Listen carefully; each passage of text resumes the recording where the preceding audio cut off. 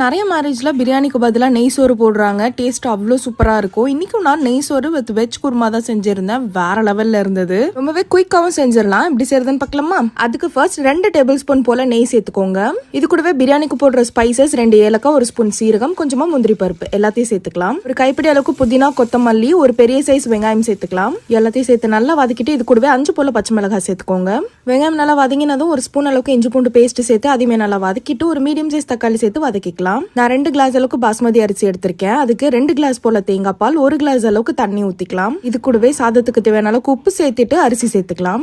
Close பண்ணிடுங்க. சாதம் இந்த அளவுக்கு நல்லா வெந்து வந்ததும் நம்ம இதை தம் போட்டுக்கலாம். கீழே தோசைகள் மேல இந்த மாதிரி வெயிட் வச்சுக்கோங்க. இதே மெத்தட குக்கர்ல செஞ்சீங்கன்னா 2 விசில் விட்டுட்டு பிரஷர் ஃபுல்லா போனதை ஓபன் பண்ணிக்கோங்க. 10 மினிட்ஸ் போல தம் போட்டுட்டு ஓபன் பண்ணீங்கன்னா சூப்பரான நெய் சோறு ரெடி. கண்டிப்பா ட்ரை பண்ணுங்க. மறக்காம நம்ம சேனலை சப்ஸ்கிரைப் பண்ணிக்கோங்க. பாய்.